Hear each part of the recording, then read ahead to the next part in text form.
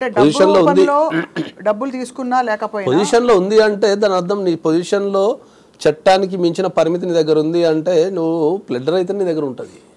ఇప్పుడు ఈ అంశం మాట్లాడుతూ మొన్న లావణ్య గారు కూడా ఏమన్నారంటే దట్ ప్రీతి ఎవరైతే ఆరోపణ చేస్తున్నారో ఇలాగ తనకి బలవంతంగా డ్రగ్స్ ఇచ్చారు, చాలా కాలం పాటు డ్రగ్స్ ఇచ్చారు, తను రిహాబిలిటేషన్ సెంటర్కి వెళ్ళి నయం అయ్యి అందులో డిఎడిక్ట్ అయ్యి బయటకు వచ్చి సర్టిఫికేట్తో పాటు హీఈస్ అవుట్ రైట్ నౌ. కానీ అలవాటు చేసిన ఆ వీడియోలు తన దగ్గర ఉన్నాయని చెప్పి ప్రీతి ఆరోపిస్తే ఆ అమ్మాయి గతం నాకు తెలుసు, ఆ అమ్మాయికి గతంలో చాలామంది బాయ్ ఫ్రెండ్స్ ఉన్నారు అని లావణ్య ఆరోపణ చేశారు. దీనికి దానికి ఏమైనా పొంతన సంబంధం ఉంటుందా సార్? అంటే మనిషి నడవడిక తెలుసుకోవడంలో అదే ఇప్పుడు మనం ఏం చెప్తామంటే ఏంటంటే జనరల్గా ఏమవుతుందంటే మనం ప్రపంచంలో ప్రతిదానికి ఒక చట్టం ఉంది, దానికి కొన్ని రూల్స్ పర్మిట్స్ ఉన్నాయి. ఇప్పుడు ఒక అమ్మాయి కనుక ఇప్పుడు నేను ఎవరికైనా బలవంతంగా పనిచేసిన అనుకో, ఆ పరిస్థితికి వాళ్ళు లొంగిపోయినా, సపోజ్ తప్పించుకోవడానికి వీలు లేదు లేకపోతే ఒక చేయాల్సి వచ్చిందని లొంగిపోయినా దాని తర్వాత వాళ్ళు కంపల్సరీ రిలీజ్ కావాల్సిందే, ఎందుకంటే అది నిజంగా బలవంతం చేసినా లేకపోతే స్వతంత్రంగా తీసుకున్నా అని. అట్లా బలవంతం చేసినప్పుడు వాళ్ళు ఎనీ ఫోరం ఇప్పుడు అంతా ఆన్లైన్ కంప్లైంట్సే కదా. ఇప్పుడు ఇంకా కొత్త చట్టంలో అయితే ఇంటికాడ కూర్చొని మనం ఆన్లైన్ కంప్లైంట్ చేయొచ్చు. అవును, ఒకవేళ అమ్మాయి దగ్గర డ్రగ్స్ పొజిషన్ ఉంది లేకపోతే అమ్మాయి అలవాటు చేస్తున్నప్పుడు you can go to the any forum, any police station, walk in to the police station, give a complaint. So అది ఇవ్వలేదు కనుక దాన్ని ఎలా అన్వయించుకుంటారు మరి? ఇక వన్ ఆఫ్ ద అంతే కదా.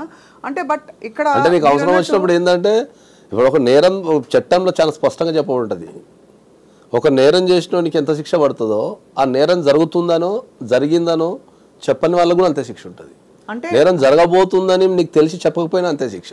కానీ అది బెదిరింపుకి లోనయ్యి ఆ బెదిరింపు వల్ల నేను బయట చెప్పలేదు, మా వ్యక్తిగత జీవితాలని ఎక్కడ బయట పెడతారని ఆ బెదిరిస్తూ మా ఫోన్లు లాక్కుని ఇలా చేశారనే ఆరోపణని దాన్ని ఎంతవరకు తావిస్తుంది? ప్రాక్టికాలిటీ ఆలోచించండి. ఈ రోజులలో ఫోన్లు లాక్కోవడం అనేది, బెదిరించడం అనేది ఒక వ్యక్తిని మనం బంధించగలుగుతామా? ఇప్పుడు నా ఫోన్ ఉంది అనుకుందాం, ఇప్పుడు నన్ను బెదిరించారు, మీరు బెదిరిస్తే నేను ఇక్కడ నుంచి ఒక 100కి కాల్ చేయలేనా, లేకపోతే ఒక వాట్సాప్కి నేను ఒక మెసేజ్ పెట్టలేనా? ఇప్పుడున్న డిపార్ట్మెంట్లు మ్యాక్సిమం డిపార్ట్మెంట్లు ఇంక్లూడింగ్ ఏసీబీ అనుకోండి, నార్కోటిక్స్ అనుకోండి, తర్వాత పోలీస్ వ్యవస్థ కానీ ప్రతి పోలీస్ స్టేషన్కి వాట్సాప్ ఉంది, షీ టీమ్స్కి వాట్సాప్ ఉంది. ఒకవేళ ఇవ్వాలనుకుంటే కంప్లైంట్ ఎక్కడి నుంచి అని ఇవ్వచ్చు నువ్వు. సో అయితే మరి ఇందులో డ్రగ్స్ పొజిషన్లో ఉన్న వాళ్ళు శిక్షార్హులు డెఫినెట్లీ.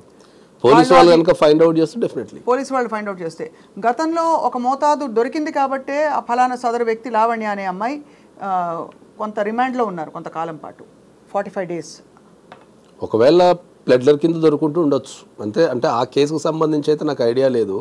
దాని వరకు అయితే జైలుకి వెళ్ళిందని అవగాహన అయితే ఉంది నాకు, అంతేగాని ఎన్ని రోజులు వెళ్ళింది అక్కడ ఆ కేసు, ఏం డ్రగ్స్ పట్టుబడ్డాయి లేకపోతే ఎందుకు 45 days ఉండాల్సిందో అయితే నాకు ఐడియా లేదు.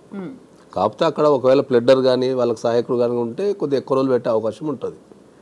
గౌరవ న్యాయస్థానాలు ఎప్పుడూ కూడా సమాజ పరిరక్షణ అలాగే దేశ భద్రత గురించి ప్రాథమికంగా ఒక మౌలికంగా ఆలోచిస్తుంది కాబట్టి ఈ మొత్తం వ్యవహారం నాగేశ్వరరావు గారు మీరు చూస్తూ వచ్చారు, ఎక్కడెక్కడ పొరపాట్లు జరిగాయంటారు? అంటే తెలుసో తెలియక కొంత అందరూ ఇన్వాల్వ్ అయిపోయి ఒక పాయింట్ అయ్యాక వాళ్ళు తప్పుకుని ఇలా అవుతుందంటారా, లేక బలవంతంగా నిజంగానే అందరినీ ఇన్వాల్వ్ చేయబడి ఈ విధమైన, అంటే ఎందుకంటే చిక్కుముళ్ళు చాలా ఉన్నాయి, ఫలానా వ్యక్తికి ఏదో రిలేషన్షిప్ ఉందని, ఆ రిలేషన్షిప్ ఉండబట్టి ఎక్కడో రేప్ కేసు అటెంప్ట్ కూడా ఉందని చెప్పి ఆ కేసు పెట్టడం లావణ్య, మస్తాన్ సాయి అనే వ్యక్తి, ఇవన్నీ ఇన్వాల్వ్ అయిపోయి చిక్కుముళ్ళు. ఇందులో ఈ కేసు ఆత్మ ఏమిటి మీ దృష్టిలో sir? What is the most important thing ఇందులో? ఇప్పుడు దీంట్లో మీరు అడిగింది ఏంటి అంటే ఇప్పుడు ఒక్కొక్క ఈ సమస్యని మనం చాలా కోణాల నుంచి చూడాల్సి వస్తుంది. అవును, ఒక అడ్వకేట్ కింద చూస్తే ఒక రకంగా అనిపిస్తుంది, కరెక్ట్. సామాజిక పరంగా చూస్తే ఇంకో రకంగా అనిపిస్తుంది, చట్టపరంగా చూస్తే ఇంకో రకంగా ఉన్నది, అవును, మీడియా పరంగా చూస్తే ఇంకో రకంగా ఉన్నది. అవును, దీన్ని ఏ కోణాల నుంచి మనం విశ్లేషించాలి దీన్ని ప్రధానంగా? ఇప్పుడు ఒక అడ్వకేట్ పరంగా నేను చూసినా అనుకుందాం, టెక్నికల్గానే చూస్తారు, లీగల్గా ఏంటి అడ్వకేట్ పరంగా కనుక చూస్తే ఏంటంటే ఇప్పుడు ఏదైతే ఇష్యూ ఉందో అది మ్యాక్సిమం మార్కెట్లో అందరి జీవితాలలో ఉంది. ఒక యూత్లో ఉన్న ఒక 20-30% కేసెస్ మా దగ్గర నా టేబుల్ పైన రోజు 2-3 ఉంటాయి. ఏం కేసులు? ఈ పెళ్లి చేసుకుంటా అని చెప్పి, పెళ్లి చేసుకోకపోవడం, మోసం చేసిండని చెప్పేసి ఈ కేసులు పెట్టడం, వీళ్ళు వాళ్ళ మీద పెట్టడం, వాళ్ళు వీళ్ళ మీద పెట్టడం, దొంగతనాల కేసులు పెట్టడం, ఇరికించడం లాంటి కేసులు, ఈ రిలేషన్షిప్స్కి సంబంధించిన కేసులు చాలా ఉన్నాయి. ఈ కేసు ఎందుకు పాపులర్ అయింది అంటే ఏంటంటే వాళ్ళు కొద్దిగా రాస్తారు, నిజ సెలబ్రిటీ కాబట్టి జనాలు కొద్దిగా ఆసక్తి ఉంటుంది కాబట్టి మనం ఈ కేసు పాపులర్ అయింది. అవును, ఇట్లాంటి కేసులు రాష్ట్ర వ్యాప్తంగా ప్రతి పోలీస్ స్టేషన్లో ఉన్నాయి. ఇంతకంటే ఘోరమైన వీడియోలు దొరికినవి ఉన్నాయి, ఇంకా అన్నీ ఉన్నాయి. కాకపోతే ప్రధానంగా ఏంటంటే ఈ కేసు అనేది కొద్దిగా పాపులర్ కేసు కాబట్టి ఇంకా అది పాపులర్ అయిపోయింది. అవును, అది సమాజ పరంగా చూస్తే దీనికి ఇప్పుడు అడ్వకేట్ పరంగా నేను చెప్పాల్సుకున్నది. సమాజ పరంగా చూస్తే ఏమవుతున్నది అంటే, సమాజ పరంగా చూసినప్పుడు ఏంటంటే ఇద్దరు పెళ్లి కాని వ్యక్తులు రెండు కుటుంబాలకు తెలిసి, ఇద్దరు పెళ్లి కాని వ్యక్తులు రెండు కుటుంబాలకు తెలిసి ఒక ఇంటి కింద నివసించడం అనేది ఎంతవరకు భావ్యం అనేది ఒక క్వశ్చన్. ఎందుకంటే ఇప్పుడు బీయింగ్ ఏ నేను కూడా ఒక ప్రేక్షకుడే కదా. అవును. సో ఇప్పుడు పెళ్ళైందా పెళ్లి కాలేదు ఒక కాన్ఫ్లిక్ట్ నాకు. అవును, కరెక్టే కదా. ఓకే, ఇప్పుడు పెళ్లి కాలేదు అనుకో, మరి ఈ రెండు కుటుంబాలు ఎట్లా యాక్సెప్ట్ చేసినాయి అనేది ఒక పాయింట్ నాకు.